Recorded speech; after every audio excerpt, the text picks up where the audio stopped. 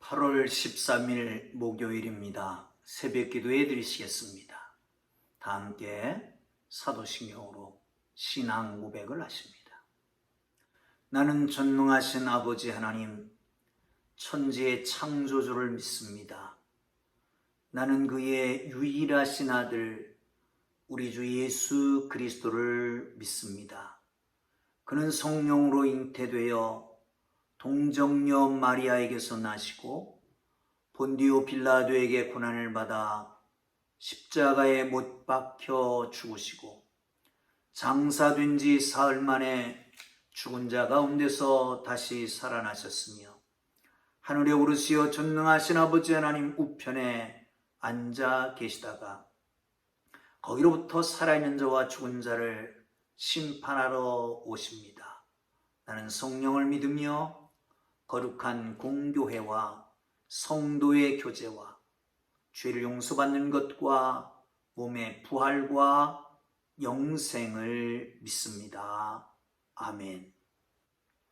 다 함께 찬송가 64장을 찬송 드리십니다. 64장입니다.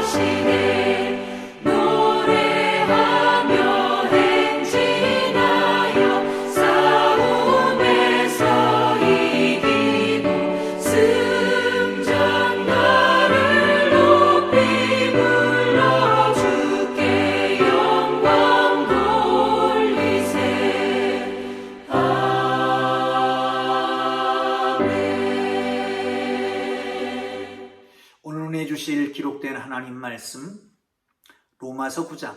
로마서 9장 14절에서 24절 말씀까지 함께 봅니다. 14절에서 24절 말씀까지입니다. 함께 따라 읽으면서 말씀 속에서 말씀하시는 하나님의 거룩한 계시를 발견할 수 있기를 바랍니다. 함께 읽습니다. 그런즉 우리가 무슨 말하리요? 하나님께 불의가 있느냐? 그럴 수 없느니라. 모세에게 이르시되 내가 긍휼히 여길 자를 긍휼히 여기고 불쌍히 여길 자를 불쌍히 여기리라 하셨으니 그런즉 원하는 자로 말미암음도 아니요 다른 박질하는 자로 말미암음도 아니요 오직 긍휼히 여기시는 하나님으로 말미암음이니라. 성경이 바로에게 이르시되 내가 이 일을 위하여 너를 세웠으니 곧 너로 말미암아 내 능력을 보이고 내 이름이 온 땅에 전파되게 하려 함이라 하셨으니 그런즉 하나님께서 하고자 하시는 자를 긍휼히 여기시고 하고자 하시는 자를 완악하게 하시느니라. 혹 내가 내게 말하기를 그러면 하나님이 어찌하여 허물하시느냐 누가 그 뜻을 대적하느냐 하리니 이 사람아 내가 누구이기에 감히 하나님께 반문하느냐 지음을 받은 물건이 지은 자에게 어찌 나를 이같이 만들었느냐 말하겠느냐. 토기장이가 진흙 한 덩어리로 하나는 귀 쓸 그릇을 하나는 천이 쓸 그릇을 만들 권한이 없느냐. 만일 하나님이 그의 진노를 보이시고 그의 능력을 알게 하고자 하사 멸하기로 준비된 진노의 그릇을 오래 참으심으로 관용하시고 또한 영광받기로 예비하신 바 긍휼의 그릇에 대하여 그 영광의 풍성함을 알게 하고자 하셨을지라도 무슨 말하리요? 이 그릇은 우리니 곧 유대인 중에서뿐 아니라 이방인 중에서도 부르신 자니라. 아멘. 할렐루야. 사랑하는 성도 여러분, 오늘 주님께서 동행하시고 하나님의 성령의 감동에 민감하시고 말씀이 우리 발에 등이 되고 우리 길에 빛이 되어서 주님 영광 드러내며 주의 많은 사람들에게 유익을 주는 복된 하루가 되기를 주님의 이름으로 축복합니다. 오늘 본문은 어제 부분에서 말씀하는 겁니다. 육신으로 아브라함의 자손이 진정한 아브라함의 씨가 아니고 약속의 자손이 그 씨가 될 것이다. 리브가에게 두 아이가 잉태되었을 때 아직 낳지도 않고 선한 것을 알지도 못할 때에 큰 자가 작은 자를 섬길 것이다. 내가 야곱은 사랑하고 에서는 미워하였노라. 이렇게 하나님께서 말하신다면 여기에 대해서 반문할 사람이 없겠느냐. 우리 반문하게 되는 거지요. 2장에선가요 디아트레베 형식에 대한 얘기를 했습니다. 그리스 스토아파의 견유아파 그들이 가상인물을 정해서 그들과 대화하면서 진리를 탐구해 나가는 것이죠. 여기서 가상 질문자를 정해놓고 얘기합니다. 그렇게 말한다면 하나님이 불의하시다라고 말하지 않겠느냐? 그러나 불의하신 게 아니다라고 하는 거죠. 여기서 중요한 것 짚고 넘어가야 될 것이 있습니다. 긍휼히 여길 자를 긍휼히 여기고 불쌍히 여길 자를 불쌍히 여기며 또한 완고하게 할 자를 완고하게 해서 하나님이 하시는 일을 드러내고자 한다라고 하는 말씀을 합니다. 여기서 우리는 모든 사람이 죄인이며 누구 한 사람도 의롭다고 할 사람이 없고 누구나 다 멸망에 이르러야 된다는 거지요. 그렇다면 누군가 한 사람만 구원한다고 해도 하자를 걸 사람은 없습니다. 하나님의 은혜입니다. 이것을 마음에 두고 오늘 본문을 함께 읽어나가야 될 것입니다. 이런 와중에 모세에게 말씀합니다. 한번 보시죠. 15절입니다. 모세에게 이르되 내가 긍휼히 여길 자를 긍휼히 여기고 불쌍히 여길 자를 불쌍히 여기리라 하였은즉 그런즉 원하는 자로 말미암도 아니요 다른 박질하는 자로 말미암도 아니요 오직 긍휼히 여기시는 하나님으로 말미암음이라. 하나님께서 긍휼히 여길 자를 긍휼히 여기신대요 불쌍히 여길 자를 불쌍히 여긴다고 말씀합니다. 여기 긍휼히 여긴다라고 하는 말은 오늘 본문에서는 원어로 엘레우스라고 하는 말을 쓰지요. 엘레우스라고 하는 말은 히브리어 원어에는 라함이라고 하는 말을 들으셨을 겁니다. 라함이라고 하는 말은 그 자궁이라고 하는 뜻입니다. 긍휼히 여긴다라고 하는 말은 마치 어머니가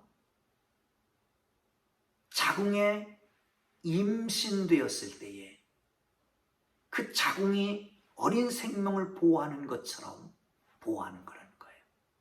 이게 바로 긍휼히 여기시는 겁니다.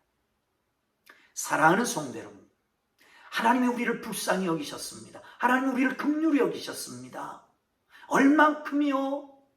마치 어머니가 그 자궁에 어린아이를 임신하고 태를 임신하고 그를 보호하고 지키고 양분을 공급하고 하는 것처럼 긍휼히 여기시는 것을 믿으시길 축원합니다. 긍휼히 여김을 받지 않으면 그러기에 존재할 사람이 없는 거죠. 우리 모두는 하나님의 긍휼하심 때문에 오늘 이 자리에 있는 것을 믿고 감사할 수 있기를 주님의 이름으로 축복합니다. 두 번째 기억해야 될 것은 성경이 바로에게 이르되 내가 이 일을 위하여 너를 세웠으니 곧 너로 말미암아 내 능력을 보이고 내 이름이 온 땅에 전파되게 하리라 함이라 하셨으니 18절에 보면 하나님께서 하고자 하시는 일을 위해서 긍휼히 여기시고자 하고 긍휼히 여기시고 하고자 하시는 일을 위하여 완악하게 하시느니라. 여기 하나님께서 하나님이 하시려고 하시는 일이 있습니다. 그것은 하나님의 능력을 보이는 것입니다. 하나님의 이름이 온 땅에 전파되게 하려는 것입니다. 그러기에 바로를 완악하게 세웠다는 거죠. 여러분, 여기 완악하게 바로를 세우신 이유가 뭐라고요? 첫 번째 재앙이 끝난 다음에도 보내려고 했다 보내지 않은 이 강팍함, 두 번째, 세 번째, 네 번째, 10번째 이르기까지 이 강팍함이 있었습니다. 이 완고함이 있었습니다. 왜 그랬어요? 하나님의 능력을 보이시려고요. 하나님의 이름이 온 세상에 전파되는 것을 보이시려고요. 사랑하는 성도 여러분, 그렇습니다. 만약에 바로가 첫 번째 재앙을 내렸을 때 항복하고 두 손 두 발 들고 그리고 이스라엘 백성들을 보냈다면 하나님의 그 큰 영광이 드러나지 못했을 것입니다. 하나님의 그 놀라운 역사가 그 능력이 나타나지 않았을 것입니다. 하나님께서 그를 강팍하게 완고하게 만들었기 때문에 하나님의 능력이 나타났던 것이고요. 10가지 능력이 나타났죠. 재앙이 나타났던 거고요. 그리고 애굽에서 그 백성을 인도에 내갑니다. 그리고 가는 곳마다 많은 사람들이, 많은 백성들이 애굽에 있었던 것을 기억하고 두렵고 떨게 됩니다. 이게 하나님께서 하시고자 하는 일입니다.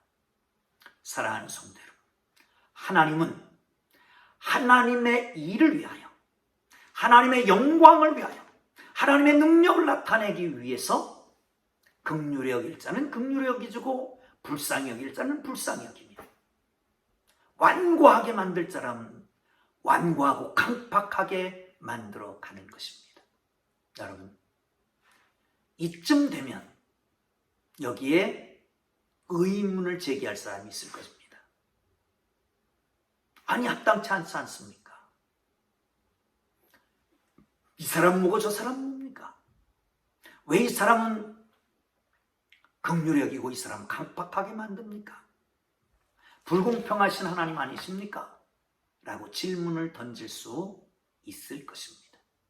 그러나 여러분, 처음에 말씀드렸던 것처럼 온 우주의 모든 사람들이 죄인이다.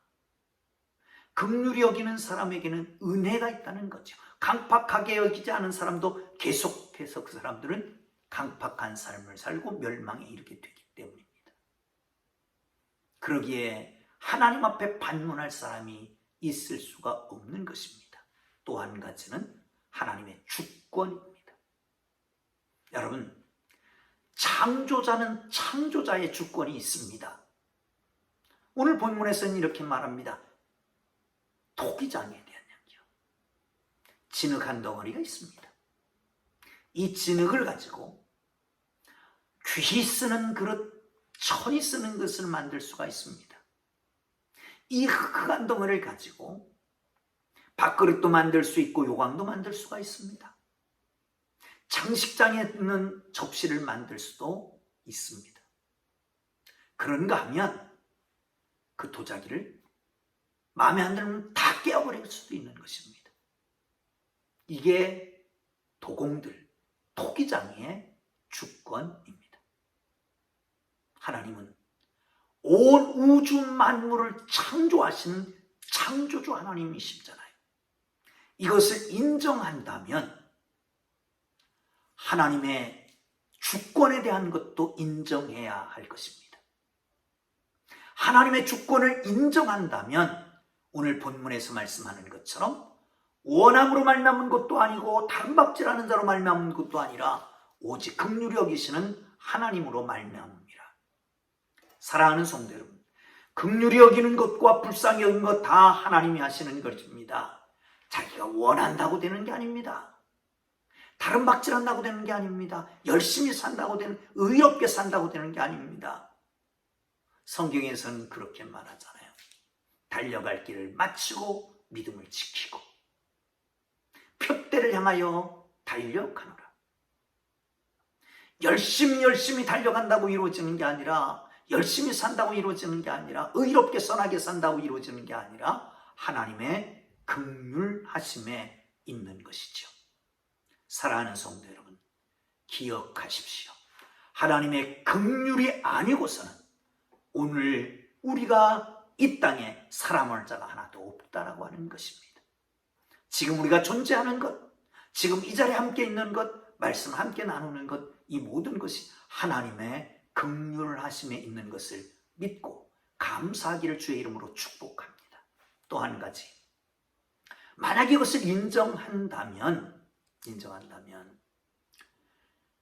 지금 전에 말씀드렸던 것처럼 우리의 의, 주장 이런 것들을 할 수가 없는 것입니다. 또한 형편이나 삶의 모습에 따라서 우리의 신앙이 흔들리지도 않을 것입니다. 하나님이 하셨으니까요. 하나님이 구원하실 것이니까요. 하나님이 은혜를 베풀고 긍휼을 베풀 것이니까 말입니다. 사랑하는 성도 여러분, 오늘도 하나님의 긍휼하심이 우리의 삶의 현장에, 여러분의 가족들에게 함께 하기를 주님의 이름으로 축복합니다. 아니, 함께 하시는 것을 믿고 편안하게 하루를 살아가기를 주님의 이름으로 축복합니다. 사랑하는 성도 여러분, 오늘 본문에서는 또한 이런 것들을 말씀하고 있습니다. 여기 그 토기장이가 만드는 게 귀하게 쓸 것, 천하게 쓸 것, 흙한 덩어리로 다 만드는 거예요. 우리 모두는 똑같이 동일하게 흙덩어리라는 거예요.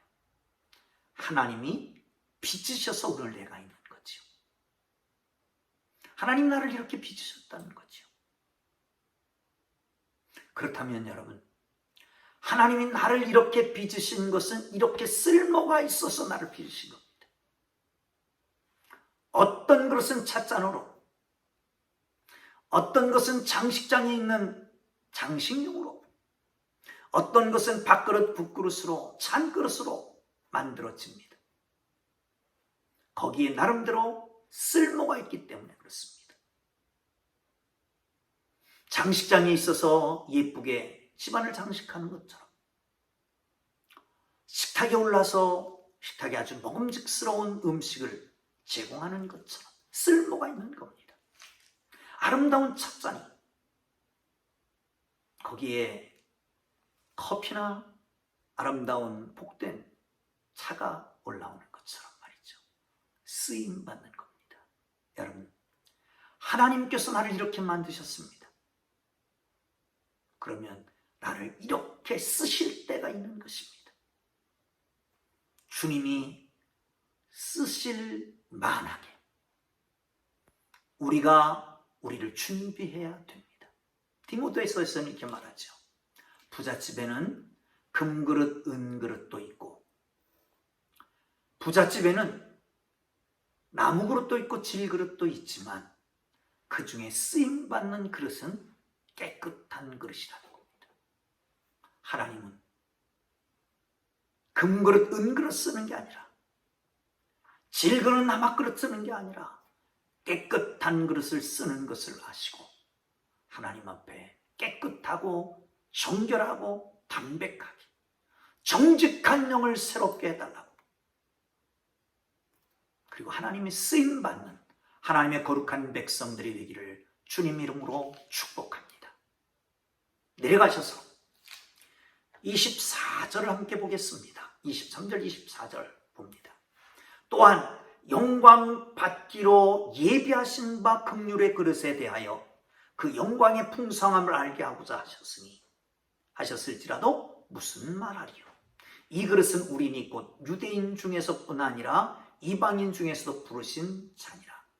22절에서는 만일 하나님이 그 진노를 보이시고 그 능력을 알게 하고자 하사 멸하기로 준비된 진노의 그릇을 오래 참으심으로 관용하시고, 진노의 그릇도 진노하지 않고 멸하지 않고 오래 참으시며 관용하시고 넓게 관용하셨다는 겁니다.